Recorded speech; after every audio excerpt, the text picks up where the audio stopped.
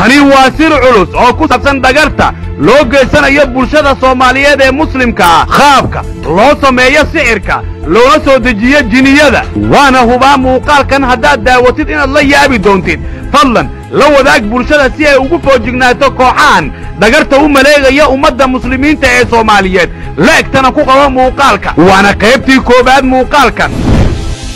waa kuma Sheekh Rusheeye wiilkan reer Laascaanood ee hadda ku sugan Muqdisho waa taajir guryo badan ku leh magaalada Muqdisho kana taajiray sixirka iyo jinka dadka lagu soo dejiyo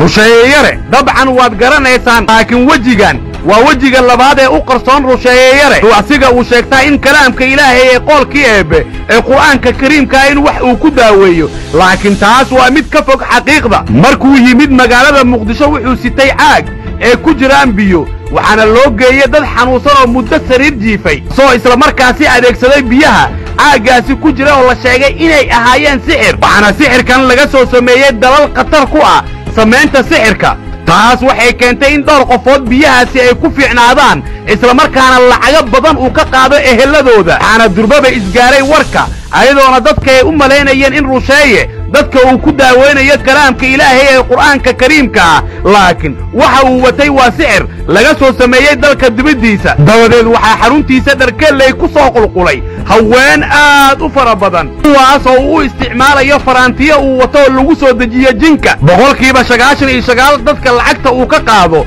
waa haween lagu soo dejiyo jinka waxaana jinka soo dejiya isla Rusheeye wuxuuna uu isticmaalayaa faraantiyo khatar ah uu wato Rusheeye wuxuu handadaad joogta uu ku hayaa wadaadada waaweyn ee Soomaaliyeed ee tuftooda ee tahay aqbal kuwaas oo qaar ka mid ah uu ku dilay gudaha magaalada Muqdisho qaar kalena uu ka xirsaday magaalada caasimadda u ah Soomaaliya ee Muqdisho asoo ka yimid Laascaanood wuxuuna u adeegsanayaa dhalinyaro ka tirsan dagaalyahanada al-shabaab oo kolkii hore uu ka mid ahaa iyo waliba askar ka tirsan ciidamada dawladda si nabad ah ayuu ku degan yahay gudaha degmada Dharkeeley ee gobolka Banaadir waxaana taas u sahashay in kolkii hore uu ka mid ahaa qaybta amniyaadka ee dagaalyahanada dhaqdhaqaaqa al-shabaab xogtaan helaya sidoo kale waxay muujinaysaa dad badan oo qaab qaldan uu ugu soo dejiyay jiniyada oo haween u badan in jiniyadaasi aakhirkii ay dileen ayadoona aan idin soo gudbin doonno wareysiyo ku saabsan dadkaasi jiniyada uu ku soo dejiyay oo aakhirkii jiniyada ay dileen una badan haween Soomaaliyeed ehelada waxay sheegayaan in dhimashada gabdhahoodu